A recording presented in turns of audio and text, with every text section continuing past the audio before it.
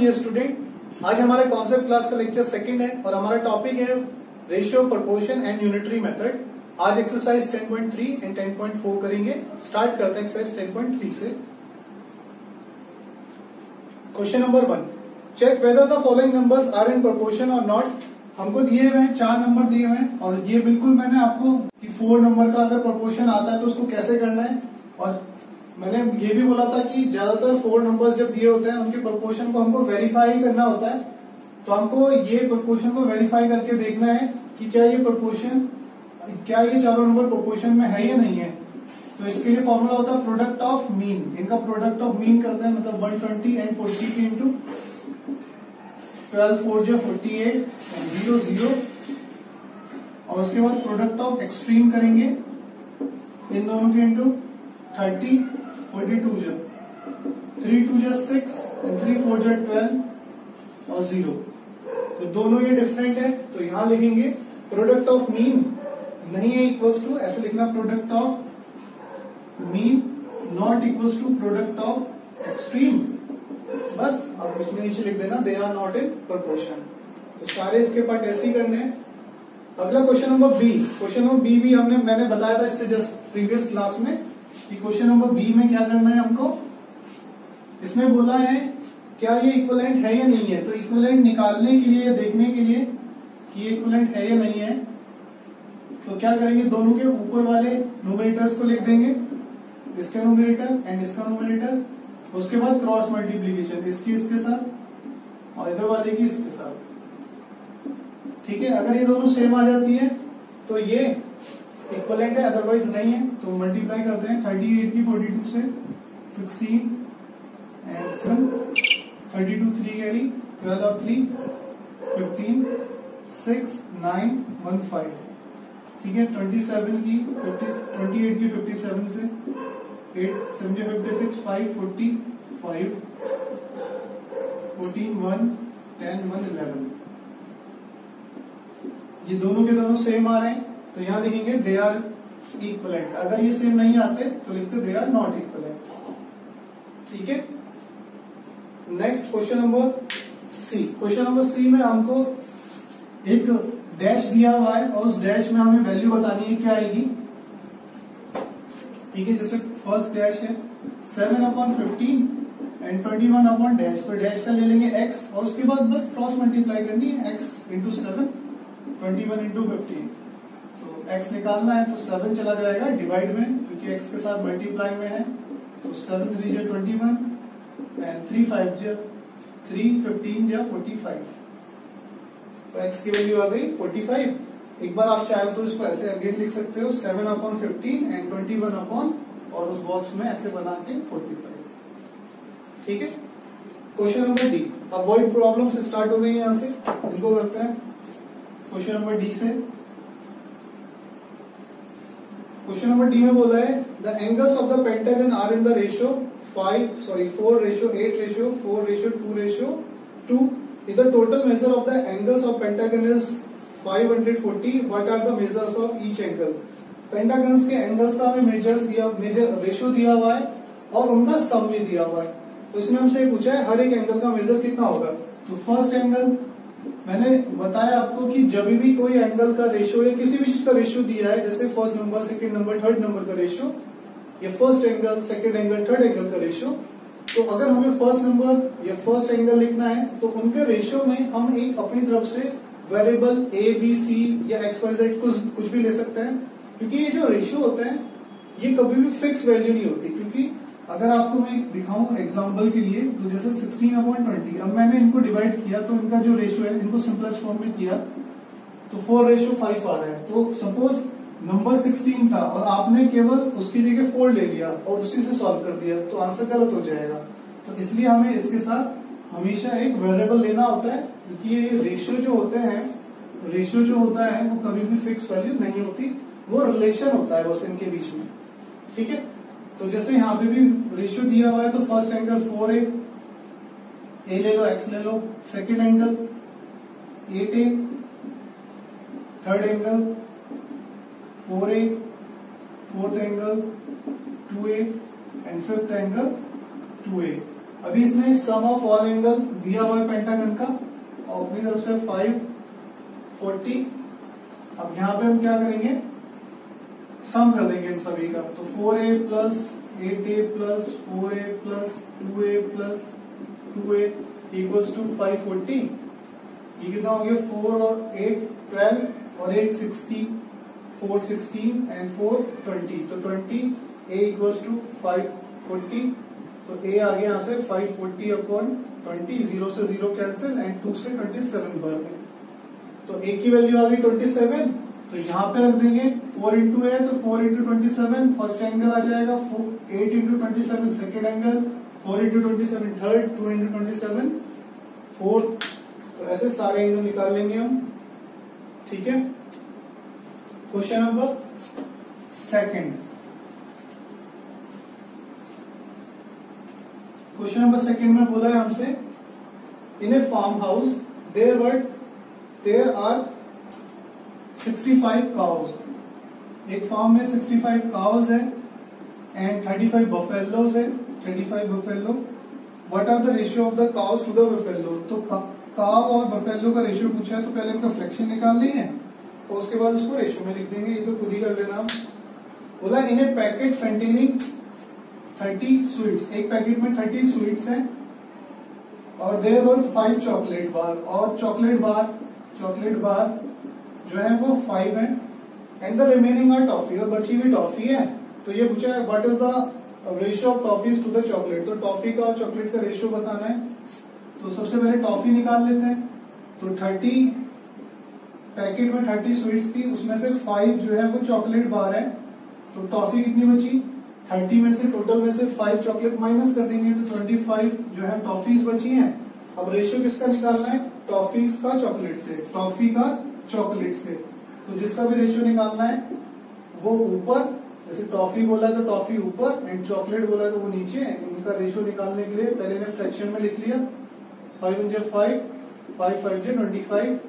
अब इनका रेशियो जो आ जाएगा वो रेशियो हो जाएगा 5:1। ठीक है, उसके बाद पेज नंबर 60। पेज नंबर 60 में बोला the measure of 2 angle are in the ratio they 11:9। They are supplementary angles, what are the measure of degrees. तो 2 एंगल का हमको रेशियो दिया हुआ है। तो first angle 11x, second angle 9x, और ये बोला है ये सप्लीमेंट्री एंगल है। तो सम ऑफ सप्लीमेंट्री एंगल होता है 180। तो 11x plus 9x equals to 180, और यहां से सॉल्व करके x की वैल्यू निकाल लेंगे। और फिर फर्स्ट एंगल 11x था, वहां पे x की वैल्यू रख देंगे। ठीक है, नेक्स्ट बोला था side of the rectangular field. Rectangular field की साइड दी है और उसका पैरामीटर दिया हुआ है हमको। तो इसने हमसे बोला है साइड बताओ, साइड कितनी हो जाएगी। ठीक है, तो सबसे पहला तो लेंथ हम ले लेंगे। लेंथ रेशियो दिया हुआ है ना, तो लेंथ 9x एंड जो ब्रेथ है वो 7x हो जाएगी। अब इसमें पैरामीटर हमें दिया है, तो फॉर्मूला भी पैरामीटर का लगना है। Parameter of rectangle 2l + b, और पैरामीटर के नीचे उसकी वैल्यू 144 एंड लेंथ की वैल्यू 9x एंड ब्रेथ की वैल्यू 7x। 144 2 9 + 7 हो गया हमारा 16x। x निकालना है, ये दोनों चले जाएंगे डिवाइड में, तो 144/2 × 16। ठीक है, उसके बाद 2 से काटा हमने कितनी बार, 7 बार में, 2 बार में, एंड ये 16 से कट जाएगा कितनी बार में, 16 से आई थिंक 6 4 8 से काट लेते हैं। 8 2 8 9 तो 8 2 8 9 x की वैल्यू यहां से आ जाएगी 9/2। ठीक है, 9/2 आ गई।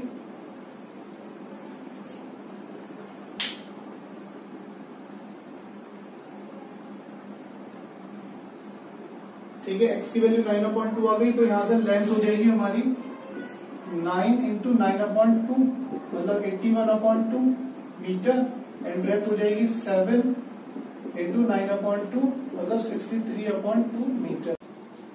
क्वेश्चन नंबर 7 में बोला है the sides of a triangle are in the ratio 3:4:5 and its parameter is 96। What are the length of the sides.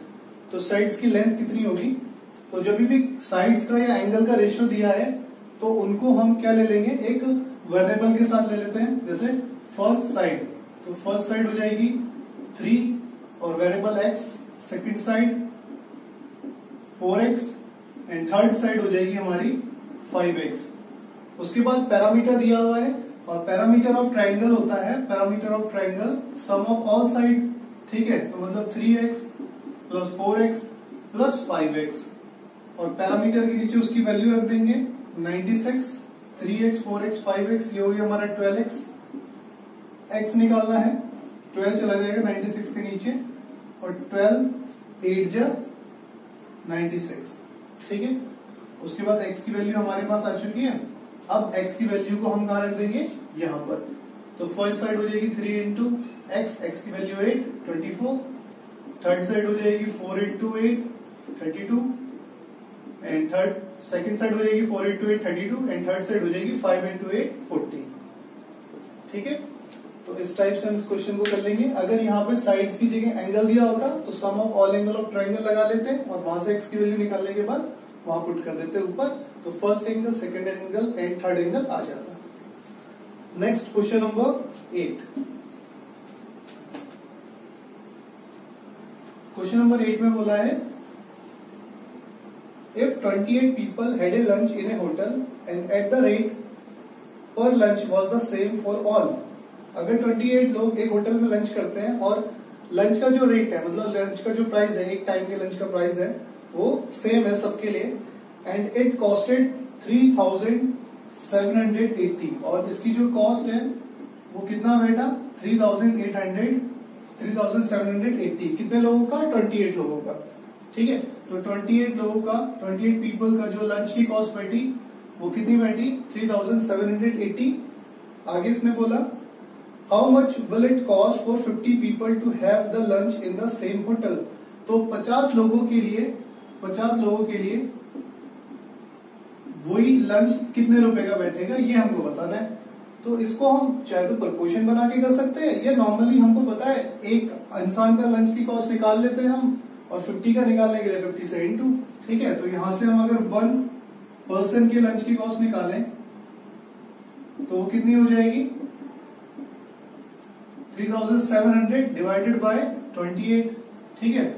उसके बाद अगर हम 50% के लंच की कॉस्ट निकालते हैं तो इसकी किससे इंटू कर देंगे 50 से, ठीक है। स्टेटमेंट आप लिख लेना, the cost of lunch for a person 1 person equals to this, cost of lunch for 50% equals to this, ठीक है।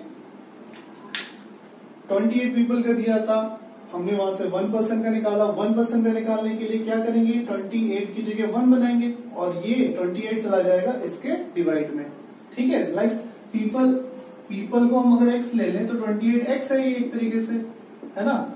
और अगर मुझे केवल x चाहिए तो ये 28 कहां ले जाना पड़ेगा, मुझको डिवाइड में ले जाना पड़ेगा और उसके बाद मुझे 50x चाहिए तो 50 से हम इंटू करनी पड़ेगी। यही हमने किया है। अगर इसको हम प्रपोर्शन बना के करते तो इसको हम मान लेते x, ठीक है। तो 28 proportion 3780 double proportion 28 ratio 3780 proportion 50 ratio x, ठीक। फिर प्रोडक्ट ऑफ एक्सट्रीम और प्रोडक्ट ऑफ मीन, तो यही है देखो 28 और ये 28 डिवाइड में जा रहा है ना। इन दोनों की मल्टीप्लाई होगी तो यहाँ जाएगा 28x और इन दोनों की मल्टीप्लाई होगी तो ये इस तरीके से आ जाएगा, ठीक है। और उसके बाद x निकालने के लिए ये 28 कहां चला जाएगा नीचे इस पूरे के, और यही तो हमने किया है, हमारे इसमें भी यही है, ठीक है। तो आप इस तरीके से भी कर सकते हैं।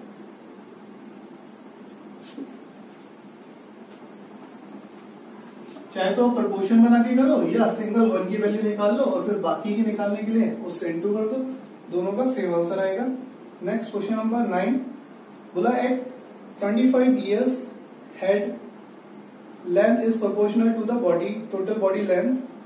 Gautam has 160 centimeter body length and his head length is 20 centimeter. बोला इसने 25 साल की उम्र में जो बॉडी और हेड के जो दोनों में रिलेशन है वो इस टाइप से है कि गौतम की जो बॉडी है वो 60 सेंटीमीटर है तो उसका हेड जो है वो कितना सेंटीमीटर है, 20 सेंटीमीटर। ठीक है, उसका हेड जो है वो कितना सेंटीमीटर, बस सर्कमफ्रेंस की कर रहे होंगे और बॉडी की लेंथ की बात कर रहे होंगे। ठीक है, हेड को ऐसे नापते होंगे, सर्कमफ्रेंस गोल है ना हेड, तो उसका सर्कमफ्रेंस निकालना है तो वो 20 सेंटीमीटर है। ठीक है, और बॉडी की लेंथ अपने हेड की टिप से पैर की टिप तक, तो बॉडी की लेंथ अगर 160 है तो गौतम की हेड की जो लेंथ है वो 20 सेंटीमीटर है। नेक्स्ट इसने बोला है कि estimate the body length of Arul, तो आरुल की हमको बॉडी लेंथ बतानी है। ठीक है, बॉडी लेंथ बतानी है, मतलब ये वाली साइड बतानी है हमको। ठीक, यहाँ क्वेश्चन मार्क बना लेंगे, बॉडी लेंथ बतानी है उसकी आरुल की। ठीक, अगर उसकी जो हेड लेंथ है वो 22.5 सेंटीमीटर है। ठीक है, अगर उसकी जो हेड लेंथ है वो इतनी है तो उसकी बॉडी लेंथ बताओ। तो हमको क्या निकालना है, यहाँ पे ये चीज निकालनी है और ये हमको गिवन है ना। तो यहां से अगर हम 1 सेंटीमीटर हेड लेंथ का और बॉडी का रिलेशन निकाल लें 1 सेंटीमीटर की, अगर हमारा हेड 1 सेंटीमीटर है तो हमारी बॉडी कितने सेंटीमीटर होगी वो हम निकाल लेते हैं। उसके बाद 22.5 सेंटीमीटर से इंटू कर देंगे तो हमको पता चल जाएगा, है ना। तो यहां से हम क्या करेंगे, 1 सेंटीमीटर हेड लेंथ। ठीक है, इस स्टेटमेंट को मैं यहाँ लिख रहा हूँ, 20 सेंटीमीटर जो हेड है, हेड की लेंथ है वो इक्वल्स टू है 160 सेंटीमीटर बॉडी की लेंथ। ठीक, तो 1 सेंटीमीटर हेड लेंथ तो इक्वल्स हो जाएगा 160/20, और हमसे पूछा कितना है 22.5 सेंटीमीटर बॉडी लेंथ, तो वो हो जाएगा 160/20 इंटू 22.5। ठीक है, इसको सॉल्व कर देंगे, 0 से 0 कैंसिल, 2 से 8 बार में, और इन दोनों की मल्टीप्लाई कर लेना, आंसर आ जाएगा। ठीक है, तो आपको स्टेटमेंट में ये देखना है आपको गिवन क्या है। जैसे मुझे अगर ये साइड गिवन होती है तो मुझे ये दिया होता है कि बॉडी लेंथ कितनी है तो हेड लेंथ कितनी होगी, तो मैं इसको 1 बनाऊंगा। और अगर मुझे ये साइड गिवन है कि हेड लेंथ दी है तो बॉडी लेंथ पूछिए, तो फिर मैं इसको 1 बनाऊंगा। अगर मुझे ये पता चल जाए 1 सेंटीमीटर हेड की लेंथ कितने के इक्वल है, 1 सेंटीमीटर हेड की लेंथ कितने के इक्वल है, तो मैं बहुत इजीली 22.5 या कोई भी वैल्यू दी है उसकी बॉडी लेंथ और उसका प्रोपोर्शन या हम उन दोनों का रिलेशन निकाल सकते हैं। ठीक है, तो हमने बस ये देखना है वैल्यू कौन सी दी हुई है दोनों में से। नेक्स्ट क्वेश्चन नंबर 10, 2 नंबर का रेशियो इतना दिया है, उनका सम दिया हुआ है 160। व्हाट आर द नंबर्स, तो बहुत simple, first number 2x, second number 3x, 2x plus 3x equals to 160। x की वैल्यू निकाल के ऊपर रख देंगे, आंसर आ जाएगा। ठीक है, उसके बाद एक्सरसाइज 10.4, तो एक्सरसाइज 10.4 में आ गए अभी हम।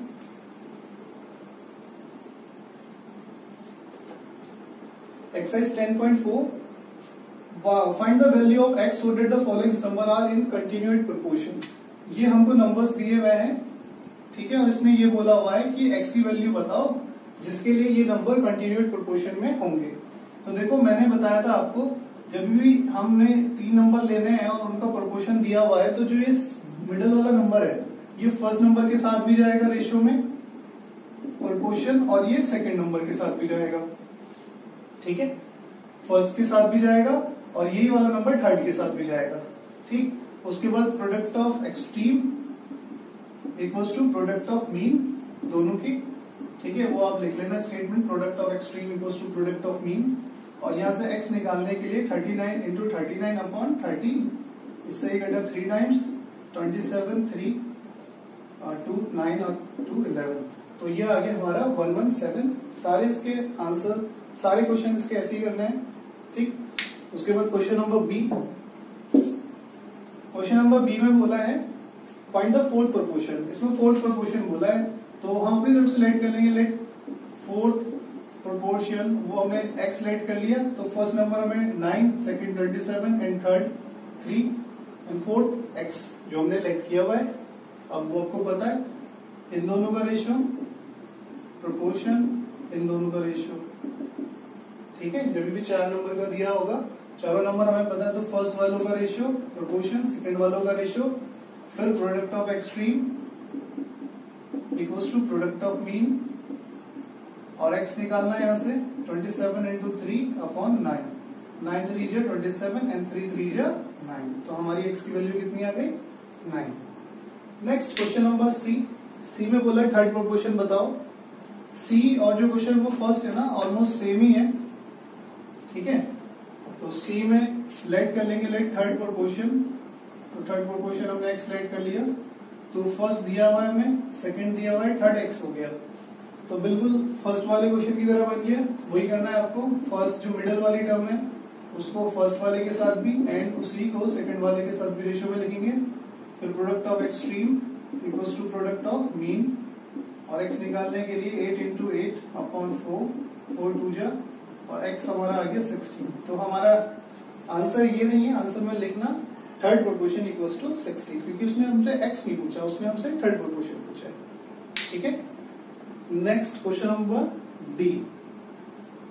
Question number D again word problem है हमारी, इसको करते हैं।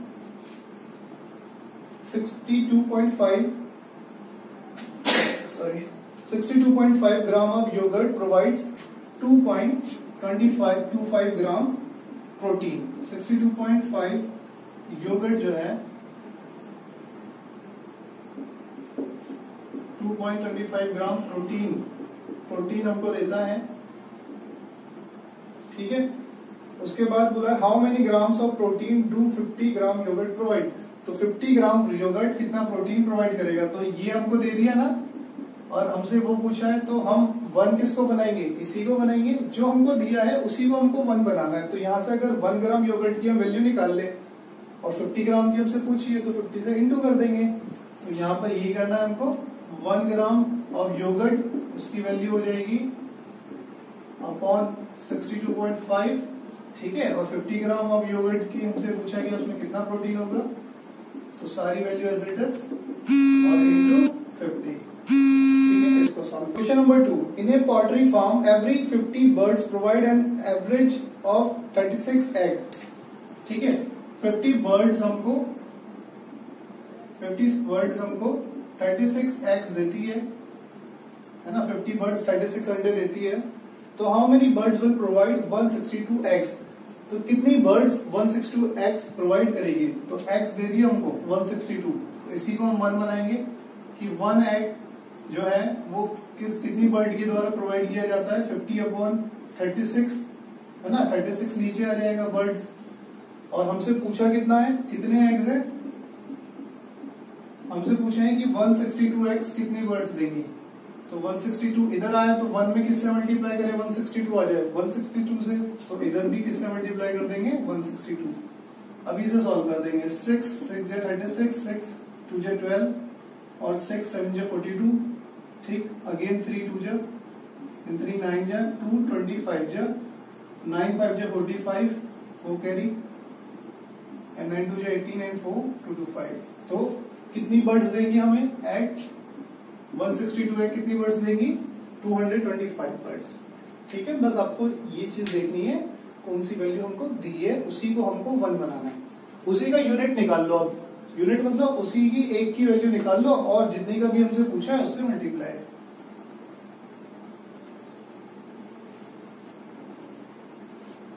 ठीक है, बोला a dozen oranges weighs 2.4 kg, how many oranges will weight 10.2 kg। ठीक है, एक डजन मतलब 12 ऑरेंजेस का वेट इतना है, तो कितने ऑरेंजेस का वेट इतना होगा, 1 ऑरेंजेस का निकाल लेंगे एंड नहीं वेट दिया हमको, वेट दिया तो 1 kg वेट निकाल लेंगे कितने ऑरेंजेस का होगा। ठीक है, 1 kg में कितने ऑरेंजेस आएंगे, तो 1 kg यहाँ और ये चला जाएगा 12 के नीचे 2.4 एंड फिर 10.2 kg निकालने के लिए मल्टीप्लाई। ठीक है, तो ये भी क्वेश्चन नंबर 3 भी ऐसे करना है। उसके बाद 4 बोला 25 people consume average of 55 kg of rice in a week. ठीक है, 25 लोग 25 पर्सन ठीक 55 kg राइस कंज्यूम कर लेते हैं एक हफ्ते में। ठीक है, आगे इसने बोला है if 10 more people join this group, अगर 10 लोग और आ जाएं, मतलब 35 लोग हो गए अभी। ठीक है, 35 पर्सन हो गए, 10 लोग और आ जाए ना, तो 35 पर्सन हो गए। तो ये से हमसे पूछा है how many kilograms of rice will be needed, तो कितना राइस चाहिए होगा। तो 35 बनाना है हमें, पहले 1 का निकाल लेंगे। ठीक है, अच्छा अब इसमें देखो क्या है कि 25 पर्सन को बोला है कि वो 55 kg राइस चाहिए, तो 1% का निकालने के लिए 25 चला जाएगा इसके नीचे, और फिर 35% का निकालने के लिए उससे इंटू कर लेंगे। पर इसमें आंख बंद करके सारे क्वेश्चनों में इंटू ही नहीं करनी या डिवाइड ही नहीं करना, हमको थोड़ा सा अपनी कॉमन सेंस भी लगानी है। सपोज ये बोला जाता कि 25%, ठीक है, किसी खाने को 55 डेज तक चलाते हैं, ठीक है। अगर सपोज कंडीशन इस टाइप की होती कि 25% किसी खाना, कोई भी खाना उनके वहां पे है जो भी अवेलेबल, उस फूड को 55 डेज तक चलाते हैं, तो अगर 10 लोग और आ जाए तो वो खाना कितने दिन चलेगा। अगर इस टाइप की कंडीशन होती तो सीधा ऐसा मत करना कि 1% का निकालने के लिए बस 55/25, सर ने बोला था यहाँ 1 बनाना है तो इधर 25 नीचे आएगा या इधर नहीं, थोड़ा सा अपना कॉमन सेंस लगाओ। अगर 25% उस खाने को 55 डेज चलाने हैं तो 1% तो ऑब्वियसली उससे ज्यादा ही चलाएगा, है ना। सपोज आपके घर में एक दिन में 10 रोटी बनती है, ठीक, और आपके घर में 10 ही मेंबर हैं, तो 10 मेंबर 10 रोटी खाते हैं, तो 10 रोटी कितने दिन चली, एक दिन। और अगर सब एक ही दिन में एक ही रोटी खाते हो तो अगर आपसे ये पूछा जाए तो 5 लोग उसी खाने को कितने दिन में खाएंगे, तो सोचो 10 लोग 10% एक दिन में 10 रोटी, ठीक। अब यहाँ में 5% पूछा है, 5% उस खाने को कितने दिन में खाएंगे, ठीक है। 10% किसी खाने को 10 दिन चलाते हैं, सपोज 10 दिन चलाते हैं, तो 5% उसी खाने को कितने दिन चलाएंगे। तो इसको करने के लिए क्या करेंगे, हम यहाँ पहले 1% निकालेंगे, और 1% निकालने के लिए यहाँ पर ये जो 1% है, अगर 10 लोग 10 दिन चला रहे हैं तो ये जो अकेला आदमी है उसी खाने को ज्यादा दिन तक खाएगा, तो इसलिए ये जो 10 है ये डिवाइड में नहीं की जाएगा, मल्टीप्लाई में। और सिमिलर केस में यहाँ भी अगर 1% 55% 55 डेज तक किसी खाने को चला रहे हैं, किसी भी चीज को, तो एक आदमी उनसे उस चीज को ज्यादा ही चलाएगा, तो हमेशा यहाँ पे मल्टीप्लाई होगी। फिर अगर 35% पूछा जाए तो 35% उस अकेले आदमी से उस खाने को या उस चीज को जल्दी खत्म कर देंगे, तो इसलिए यहाँ पे अब 35 से डिवाइड होगा, ठीक है। इस चीज को याद रखना। Next question number 5।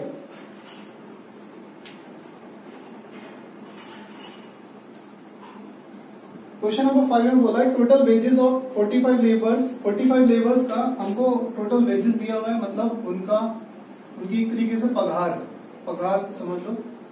पगार मतलब रोज की मिलने वाली आमदनी या पैसा, ठीक है, सैलरी।